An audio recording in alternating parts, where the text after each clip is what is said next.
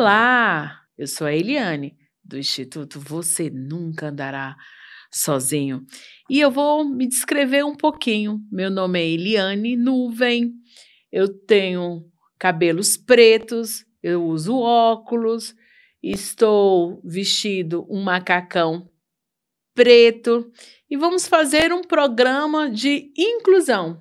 Para mais informação para você, é um fomento da Secretaria Nacional da Pessoa com Deficiência, do Ministério dos Direitos Humanos e da Cidadania do Governo Federal. E é com ele, uma pessoa com deficiência, Dr. Pontes, que é o nosso entrevistado de hoje, com muita alegria, um amigo parceiro da inclusão que luta tanto por as pessoas com deficiência. Vamos lá, doutor Pontes, se apresenta aí um pouquinho, fala aí um pouquinho, quem é você? Olá a todos, olá Eliane, muito obrigado por você ter me convidado hoje. E eu vou fazer minha autodescrição primeiramente. Eu sou um homem branco, tenho cabelos pretos, tenho hemiparesia no lado esquerdo do corpo. Eu também sou um homem que tenho 1,70 m, estou de terno cinza, gravata cinza escuro, camisa branca e sapatos pretos. Eu sou coordenador geral da RESAI, que é a Rede Solidária de Apoio e Inclusão. Eu também sou conselheiro do Conselho da Pessoa com Deficiência aqui do Distrito Federal. Eu também faço parte também da Associação dos Advogados Trabalhistas do DF, o qual eu sou presidente da Comissão da Pessoa com Deficiência e conselheiro daquela instituição. É um prazer muito grande. Um prazer todo nosso. A RESAI também, que ela é rede solidária, ela está sempre a postos a ajudar, a estar aqui. E eu agradeço muito por convidar também a nossa instituição a participar desse programa, desse projeto tão lindo. E estar junto é sempre muito bom e importante, né, doutor Pontes, nessa luta da pessoa com deficiência. Mas me fala um pouquinho do estatuto aí da pessoa com deficiência do Distrito Federal. Bom, nós temos uma legislação, a Lei Brasileira de Inclusão, a Lei 13.146 de 2015, o qual estabelece em seu arcabouço jurídico os direitos e deveres da pessoa com deficiência. Nós podemos verificar que dentro dessa legislação existem os princípios fundamentais, que é o princípio da acessibilidade, o princípio da não discriminação, que está no seu artigo 4º da Lei Brasileira de Inclusão. Nós temos princípios também, direito à saúde, a transporte. Nós temos vários capítulos da própria Lei Brasileira de Inclusão. Ela foi muito necessária, ela foi um trabalho muito grande da sociedade, do movimento social, e nós conseguimos essa legislação que vem do advento da Convenção Internacional dos Direitos da Pessoa com Deficiência de 2009, que tem emenda constitucional, que tem status. Isso.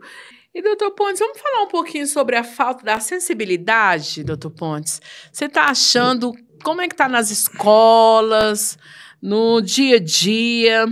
Será que está tendo ausência da sensibilidade nos espaços públicos, nos privados? Fala aí um pouquinho para mim. Olha, Eliane, eu vejo hoje, assim, apesar de termos uma legislação, retomo logo a legislação, Lei 13.146, no seu artigo 46 e seguinte, que fala sobre o princípio da acessibilidade. Apesar de termos normativas, infelizmente aqui no governo do Distrito Federal, ainda no Distrito Federal na realidade, nós ainda temos muito a que se avançar. As escolas não são adaptadas de forma estruturalmente falando para a pauta da pessoa com deficiência. Os órgãos públicos e privados também não têm acessibilidade estrutural. As barreiras atitudinais são gigantescas. Muitas vezes o capacitismo, o preconceito e a própria discriminação para com pessoa com deficiência, ela é velada. Ela não é algo que é demonstrado de forma efetiva, mas sim a pessoa com deficiência ela sofre nos meios, e isso significa muito, até mesmo a pessoa se sente acuada, ela não consegue ir aos espaços, muitas vezes ela se sente cerceada o direito de ir e vir, Por quê? Porque ela acha que ela não vai ser acolhida naqueles espaços. Então, na sua opinião, ainda falta políticas públicas ainda, né, doutor Pontes, com a pessoa com deficiência, né? Porque ainda tem muito a alcançar, né? Sim, existem muitas. É como eu falo, nós temos muitas conquistas, mas também há necessidade, sim, de mais políticas afirmativas ou políticas públicas voltadas para a pessoa com deficiência. O governo, seja a nível federal, estadual e municipal, ele, conforme a Lei Brasileira de Inclusão, ele estabelece que é dever do Estado promover políticas afirmativas. E se não promover políticas públicas, recai no próprio artigo 84 da Lei Brasileira de Inclusão, que é crime contra a pessoa com deficiência, de 1 a 3 anos de reclusão mais multa. Então, assim, é necessário cobrar dos órgãos federal, estadual ou municipal, essas políticas afirmativas. É preciso as associações como bem o Instituto Você Não Andará Sozinho e outras instituições que têm trabalhado diversamente, incansavelmente para a pauta da pessoa com deficiência, trabalhar e cobrar do governo. Assim a gente pode caminhar e cada dia mais a gente pode ver que essas políticas afirmativas irão acontecer. A gente pode passar pelo todo o estatuto, aí a gente vai falar sobre transporte, a gente fala sobre educação, fala sobre empregabilidade, a gente fala sobre saúde, a gente pode falar muitos tópicos que hoje a pessoa com deficiência ainda não tem um amparo legal. O amparo legal, a obediência do amparo legal, na verdade, né? Porque legislação nós temos. Então, por exemplo, dentro da própria...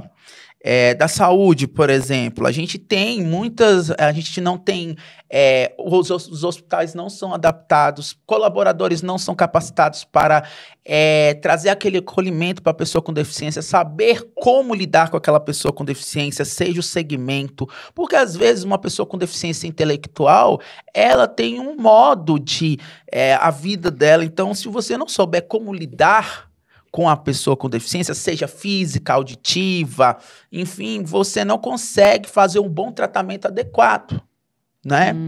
Então, e também podemos entrar na parte educacional que a gente já falou, né? Os próprios professores, muitas vezes a falta de capacitação dos próprios professores também, dificulta, né? Dificulta para a inclusão, né? Prevalecer, porque hoje nós sabemos que o nosso público praticamente dobrou, né, doutor Pontes? Não, sim. O último BGE que nós tivemos, né, era de 2010, a quantidade da pessoa com deficiência era de 30%, mas com 10 anos de posteriormente, né, nós temos mais ou menos, mas com o advento, na verdade, da pandemia, hoje cresceu-se os diagnósticos muito de pessoa com deficiência e principalmente TEA, porque antigamente as pessoas não eram laudadas, não se atestavam-se, né, se a pessoa tinha autismo ou não. Hoje a gente já sabe. Por quê? Porque através do isolamento social, algumas características do próprio TEA começaram a aparecer nas pessoas, e aí elas foram procurar os médicos, e aí fizeram uma avaliação biopsicossocial e acabaram desenvolvendo não, mas acabaram sabendo, né, o seu laudo que na verdade já eram TEAs, aí depende do suporte. E nós também sabemos, né, doutor Pontes, que tem muitos autistas que ainda não tá com diagnóstico, né? Então, assim, a pesquisa, ela sempre não vai ser 100%, porque existe ainda milhares de pessoas que não têm um laudo de autismo e que têm todas as características, não é verdade? As instituições andam lutando muito para que possa ter uma qualidade melhor dessas pessoas com deficiência, né? Sim, com certeza. A gente está crescendo cada vez mais a porcentagem de pessoas com autismo. E autismo com síndrome de Down também, porque antes a pessoa afirmava-se que a pessoa tinha síndrome de Down, mas hoje a gente vê que ela pode ter outro tipo de deficiência, que seria múltipla, porque no caso é autismo, e está crescendo muito. Então, assim, apesar de tudo isso, as pessoas no campo da vulnerabilidade, que são da periferia, elas ainda não têm o acesso à saúde de forma efetiva para poder ir ao médico, fazer este laudo, esses relatórios, para ser identificado se é pessoa com deficiência ou não. Infelizmente, essa política afirmativa ainda dentro do governo federal, estadual e municipal é deficiente nessa questão. Por isso que ainda existe essa necessidade do movimento social da pessoa com deficiência, a necessidade das famílias também, bem como provocar, né, o governo a dar a assistência necessária. Né? Não simplesmente verificar dados, mas sim dar o acolhimento, porque tem muitas famílias que vivem num estado de vulnerabilidade por violência intrafamiliar. E que é um direito, né, da pessoa com deficiência ser bem assistido, né? A gente sabe, porque eu estou no Instituto Você Nunca Andará Sozinho, e a gente vê essa carência, né, dessas mães com tantas dificuldades, né, de ter um filho PCD, né, e continuar, e sem saber, muitos deles não sabem dos direitos que eles têm, né, que eles podem adquirir. Então, doutor Pontes, convidado para lá no Instituto Você Nunca Andará Sozinho, porque o Pode Sim da inclusão faz essa toda diferença na vida das pessoas com deficiência. Vamos falar também de outro assunto aqui, doutor Pontes. A persistência em infantilizar, considerar a pessoa com deficiência como incapaz para os atos da vida civil prejudicar a autonomia e a dignidade dessas pessoas? Com certeza, com certeza. E excelente pergunta, Eliane. Hoje, isso já acontece há muito tempo, né? A gente vê como a sociedade, ela vê a pessoa com deficiência, principalmente a pessoa com deficiência intelectual, seja autismo, seja síndrome de Down, seja paralisia cerebral e etc. Eles acham que a pessoa com deficiência, eles não têm condições de exercer sua capacidade civil. Ou seja, o artigo 2º do Código Civil estabelece que, corroborando com a Lei Brasileira de Inclusão, lógico, né, que a pessoa com deficiência é absolutamente capaz. O que significa absolutamente capaz? Ela pode exercer qualquer tipo de situação, seja fechamento de contrato, seja casar, seja, por exemplo, constituir família, no caso, né, ter filhos, ter um emprego, advogado. Isso, entrar no mercado de trabalho, estar dentro de uma profissão, enfim, qualquer coisa. A pessoa com deficiência, ela não é incapaz. É como a gente sempre fala lá, é o seguinte: a pessoa com deficiência, ela precisa só de oportunidade. Cabe à sociedade entender que a pessoa com deficiência cabe à sociedade não infantilizar, ou seja, não menosprezar, não tratar a pessoa com deficiência como se fosse uma coitada, como se fosse vítima da sociedade, como se não conseguisse ter a sua autonomia, o seu protagonismo dentro da sociedade, em poder desenvolver as suas atividades, em poder morar sozinho. Muitas vezes, até mesmo a sociedade, ao contratar uma pessoa com deficiência, ela não verifica a sua intelectualidade, mas sim a sua mas assim a sua aparência. Ou seja, eu, como uma pessoa com deficiência física, tenho uma hemiparesia no lado esquerdo do corpo. Se uma empresa pode não olhar para a questão de que eu sou advogado, fiz 5 anos de advocacia, sou pós-graduado, etc. Não, eles olham pela minha aparência. Assim como uma pessoa com TEA, assim como um ostomizado, assim como qualquer tipo de deficiência. Porque eles não querem trazer as adaptações necessárias, ao mesmo tempo, eles têm essa mentalidade de incapacitação da pessoa com deficiência. E isso vem um preconceito estrutural, como a gente já falou anteriormente. Esse preconceito estrutural, ele não vem aparente, mas ele é subtendido.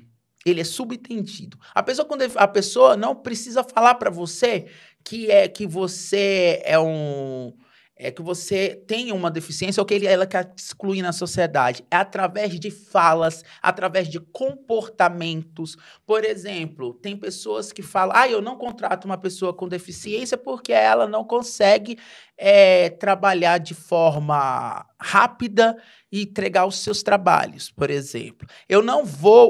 Agora os pais, eles têm medo de deixar os seus filhos terem uma liberdade, às vezes, em certas situações, para casar, porque eles têm medo do que vai acontecer com eles na sociedade. Justamente. Isso, né? Eles acham que por ter uma condição de suposta vulnerabilidade, a pessoa com deficiência ela não pode morar sozinha, não pode viajar. Eu conheço pessoas que a pessoa com deficiência tem síndrome de Down, mas ela já é formada em fotografia. Nós sabemos a Jéssica que trabalha na Secretaria Nacional da Pessoa com Deficiência, né? Ela tem síndrome de Down, é fotógrafa, ela trabalha na Secretaria. A doutora Andressa, né? É autista, Isso. advogada. A doutora Larissa também, que é autista. Então, a gente tem várias pessoas que têm condições de exercer, de trabalhar, de casar, de viajar, mas a sociedade ainda tem esse preconceito clausurado e quer nos colocar dentro de uma jaula. Eu sempre falo isso, como eles colocavam uma pessoa com autismo, porque tem as suas crises, as suas situações, dependendo né? A necessidade de terapias, e às vezes, pela aquela situação que ele passa naquele momento, aí a pessoa já ficava assustada, não queria estar perto de uma pessoa com deficiência, ou autismo, ou síndrome de Down, porque eu não posso reconhecer, porque ele não pode estar na sociedade, ele não vai conseguir viver na sociedade. Isso é uma mentira. Isso é uma plena mentira, porque nós conseguimos sim. É só trazer as tecnologias, como a gente fala, necessárias. É todo um aparato necessário. É por isso que fala a Lei Brasileira de Inclusão. É considerada pessoa com deficiência aquela que tem limitações temporárias, definitivas, sensoriais, atitudinais, mas é uma condição. No momento em que você dá todo o suporte necessário para aquela pessoa com deficiência, ela tira essa condição, muitas vezes, da deficiência, porque a deficiência é uma limitação. Justamente. Então, o que a gente precisa é isso, é dar esse olhar. Vamos falar agora sobre um pouquinho das barreiras educacionais, que é a falta de recurso, né, da acessibilidade, pedagógico e todos os níveis de ensino, incluindo a educação superior, limita o acesso da educação e o desenvolvimento acadêmico. Você acha, doutor Pontes? Com certeza. Como a gente estava falando já há algum tempo, né, e retomando a própria legislação, a Lei Brasileira de Inclusão, a Lei 13.146 de 2015, ela fala também um capítulo específico sobre a educação inclusiva. Então, o que seria educação inclusiva? É a pessoa com deficiência estar nas escolas regulares. Às vezes, é necessário não a pessoa com deficiência se adaptar às escolas, mas as escolas se adaptar à pessoa com deficiência.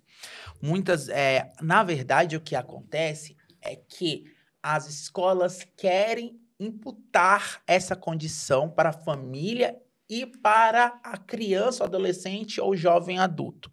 Por quê? Porque eles não são capacitados para atender os tipos das deficiências, não têm atendimento pedagógico necessário ou até mesmo tecnologias comunicacionais, que está no artigo 74, 75 da Lei Brasileira de Inclusão, necessários.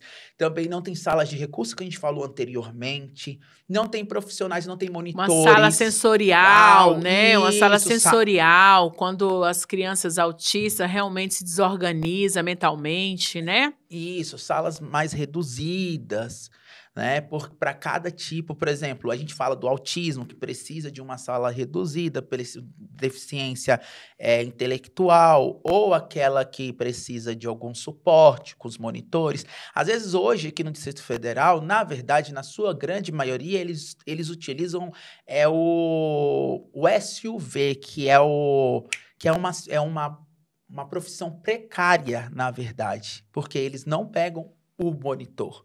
É necessário que o governo do Distrito Federal, ele nomeie novos monitores. Por quê? Porque sem monitores, as pessoas com deficiência não conseguem exercer de forma plena a sua entrada dentro do ensino. E outra coisa ainda mais grave ainda é o abandono e a retirada das crianças dentro das escolas. Porque muitas vezes, por não ter essa capacitação, algumas escolas, não estou falando que são todas, algumas escolas, elas pedem para suas mães retirarem os seus filhos com deficiência.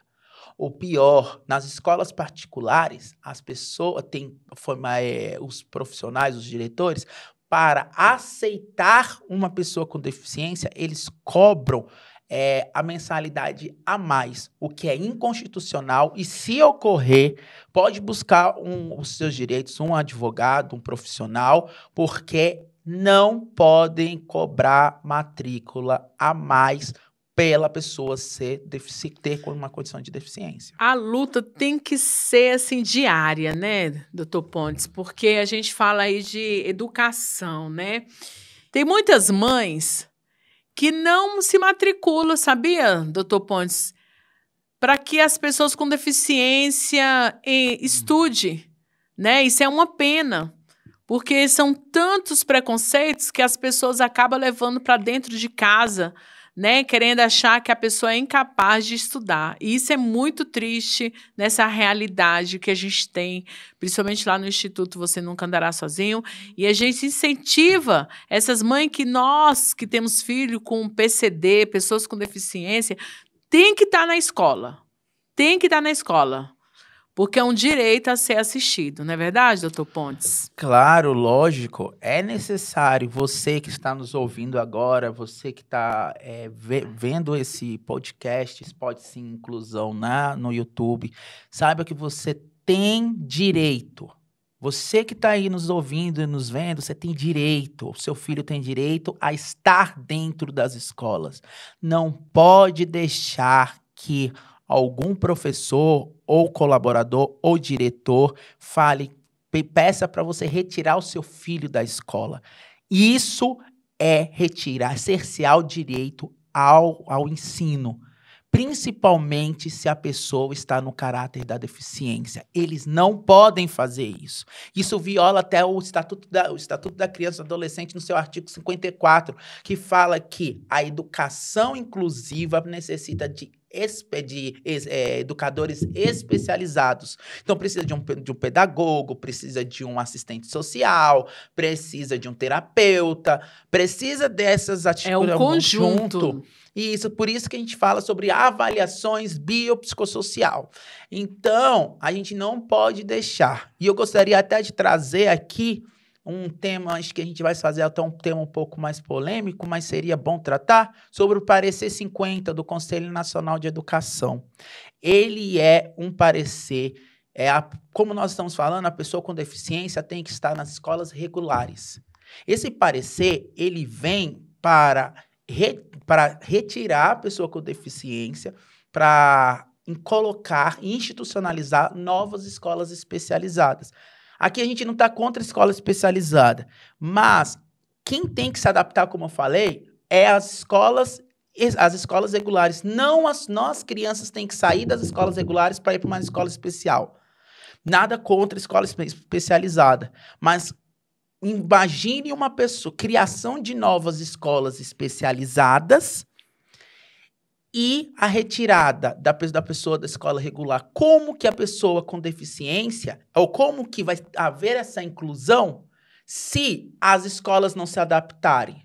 Aí vai ficar a pessoa com deficiência só naquele mundo da deficiência, com aquelas crianças com deficiência, com aqueles profissionais, sendo que a gente não pode utilizar como parâmetro DF em algumas escolas que são boas, e um mundo que nós existimos, que é um Brasil inteiro, que tem pessoas de caráter de vulnerabilidade lá no Nordeste que nem vão para as escolas, e isso ainda acontece. Então, assim, é muito difícil. Então, a gente precisa estar introduzindo cada dia mais as pessoas com deficiência nas escolas regulares. E sempre falamos, nada para nós sem nós, estamos tudo junto. Porque incluir é validar uma pessoa com deficiência e tá junto. Mas vamos embora lá, voltando aqui para mais uma pergunta, né, doutor Pontes? Tá bom demais, não tá não, doutor? Com certeza. Então vamos embora lá. A desconsideração da personalidade jurídica da pessoa com deficiência afeta a sua capacidade de exercer plenamente seus direitos de liberdade individual? Bom, essa pergunta, ela pode ser utilizada também em conjunto com a questão da infantilização e a incapacidade jurídica. Por quê? Quando nós estamos desconsiderando uma personalidade jurídica, ou seja, retirando o direito da pessoa com deficiência a exercer as suas atividades, a ter o seu direito a casar, a ter uma casa, enfim, qualquer outra, isso acaba cerceando os direitos dela. Então, isso infantiliza ela também. Então, a desconsideração, quando, juridicamente, o que é desconsiderar? É retirar a capacidade jurídica daquela pessoa. Então, no momento que você retira a capacidade jurídica, você está querendo tirar a autonomia dela e o protagonismo dela. Que elas vão muito além, né, doutor? Isso. Nós sabemos que existem pessoas com deficiência, que têm uma paralisia cerebral, ou autismo no nível suporte 3, ou outros que não são oralizados, que precisa, sim, de uma pessoa ou um parente que venha dar o suporte. Mas isso não a incapacita para a vida, para ter uma vida plena. Eles não podem condicionar, porque o que acontece muitas vezes é essa situação de tentar retirar o direito da pessoa com deficiência. Eles, às vezes, tentam interditar uma pessoa com deficiência porque acham que eles não têm capacidade para viver com sua autonomia. Então, isso dificulta muito a vida delas. Mas, assim, hoje, ainda bem que a gente vê que a interdição é um caso muito excepcional na legislação brasileira. O que pode ocorrer é a curatela, que aí sim, que aí pode tomar decisões, mas isso não retira não tira a capacidade civil da pessoa. Ela só tem um apoio para algumas decisões. Que é um direito, né? E as pessoas têm que lutar pelos seus direitos também, sim, né? E não se limitar por causa que é com a pessoa com deficiência. Porque a gente também tem muitas conquistas, né, doutor Pontes? A gente tem muitas conquistas. Comprar um carro, né, com desconto, a gente sabe disso. Aéreo também. Então, as pessoas também têm que desfrutar dos seus direitos. Claro, lógico. Também a gente não pode só falar que não existem, né, avanços, né? Com certeza existem muitos avanços, né? A gente, além dessa lei brasileira de inclusão, existe a lei de cotas, que é a lei 8.213 de 91, que estabelece a quantificação que a partir de mais de 100 empregados, a pessoa tem direito não, tem direito não. A empresa deve incluir de 2% a 5% de seu pessoal para de pessoas com deficiência.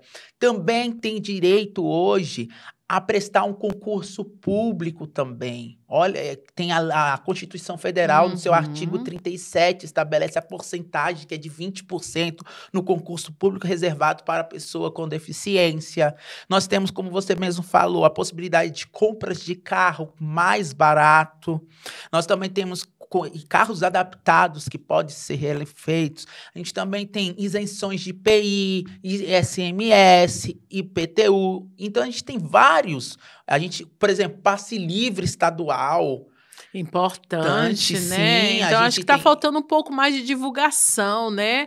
Para a gente estar lutando para ter mais benefícios, né? Com a pessoa com deficiência. Com certeza. Além disso, por exemplo, a pessoa com deficiência, ela tem o direito ao benefício da prestação continuada, que é o BPC, que é o LOAS, no caso, né? Se a gente entrar agora em benefícios previdenciários, né? Ela tem esse benefício assistencial, que é do governo. Se a pessoa não contribui, ou não pode contribuir, e se ela recebe até meio salário mínimo da renda per capita, ou seja, da família toda recebe meio salário mínimo, e for pessoa com deficiência, ela pode dar entrada no seu benefício da prestação continuada e assim receber que seria um salário mínimo, que hoje o salário mínimo está 1.420, né? Então é um benefício que o próprio governo dá, né? De forma assistencial. E tá ficando bom, Vem com a gente, tá? Vamos perguntar mais uma perguntinha aqui pro Dr. Pontes, né? No nosso Pode Sim da Inclusão, que tá maravilhoso. Venha mais pertinho da gente, que vai ter mais programas para você sempre estar bem atualizado nos seus direitos da pessoa com deficiência. Então vamos lá, doutor Pontes. Institucionalização, né? O nome é até difícil de falar, né, doutor Pontes, mas conseguimos falar. Limita a sua autonomia de liberdade de escolha? Não, assim, no caso, essa prática da institucionalização da vida da pessoa com deficiência, de uma certa forma, depende da situação. Se o governo, ele age, ele se introduz e ele impede, cerceia, há uma limitação, sim. Se não, não há o porquê se falar sobre isso. Né, sobre essa institucionalização. É sabido que também, no caso, a própria Lei Brasileira de Inclusão, ela resguarda todos os parâmetros, os arcabouços jurídicos, né?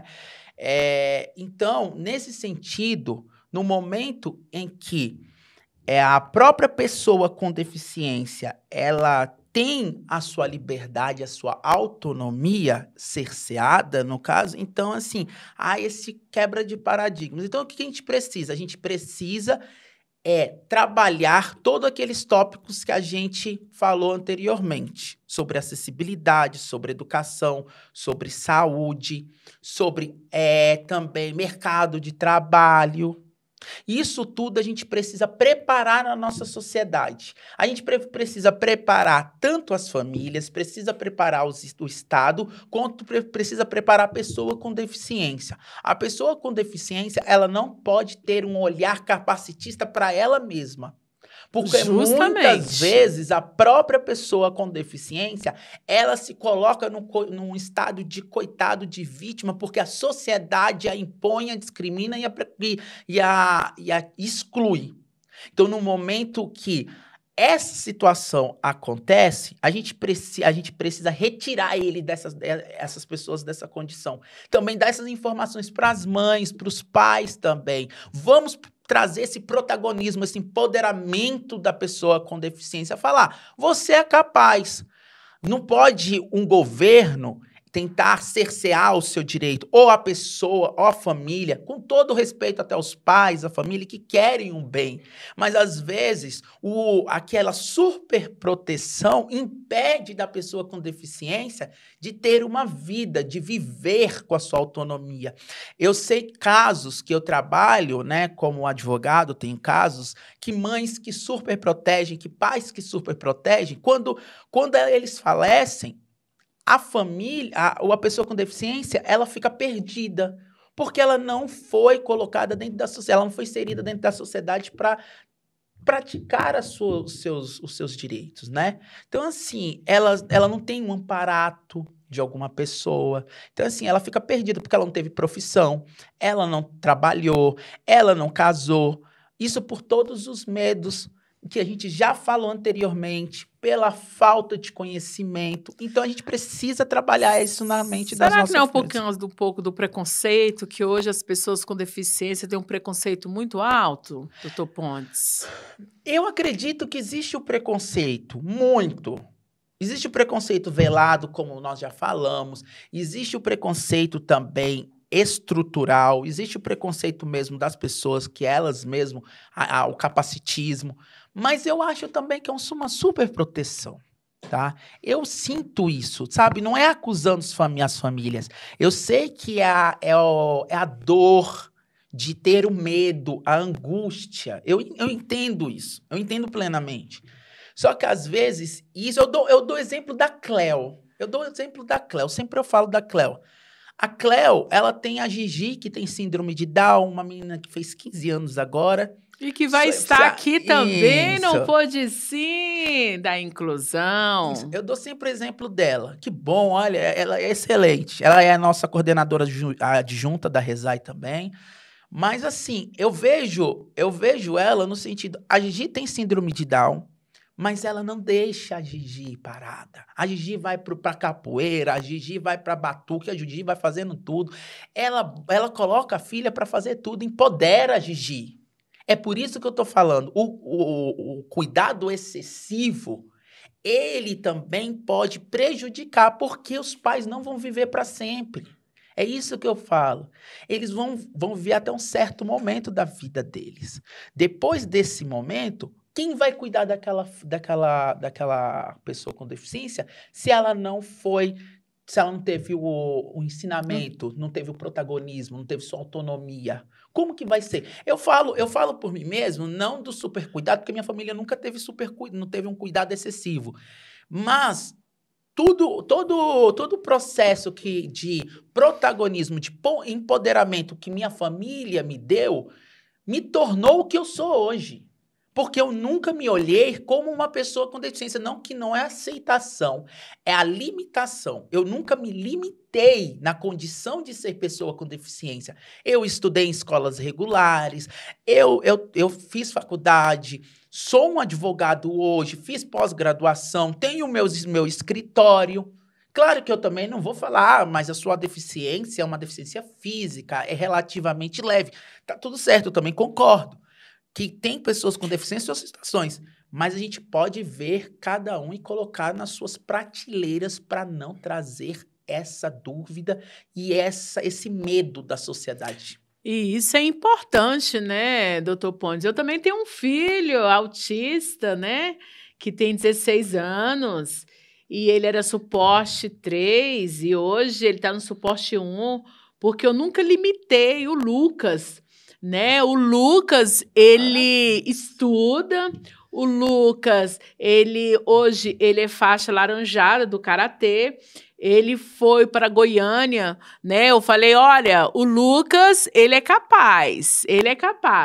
E nisso, ele ganhou o campeonato de karatê nacional lá em Goiânia. O Lucas, autista, legal, disputou. Muito então, bom. Assim, a gente não limita a pessoa com deficiência. Então, você que está aí ouvendo esse Pode Sim da inclusão, lute sempre pela inclusão, porque faz parte. E os nossos filhos crescem, não é verdade, doutor Pontes? E nós também, nós sabemos que não vamos viver, mas só que nós acreditamos que as pessoas com deficiências, elas vão além do que a gente imagina. Então, venham com a gente. Pode Sim da inclusão, hoje está maravilhoso com o doutor Pontes aqui, dando um show aqui de direitos, de leis, muito bom ter com você aqui, mas vamos embora lá fazer a nossa... Segue a finalização do nosso programa hoje, né, doutor? Com você, com essa pessoa aí que é meu amigo pessoal, de muitas lutas. Vocês sabem que quando eu descobri o autismo do Lucas, eu pensava que eu estava sozinho. E ali eu encontrei com o Cleo, com a Nazaré e com o doutor Pontes. com muitas lutas, né? Buscando mais direito da pessoa com deficiência.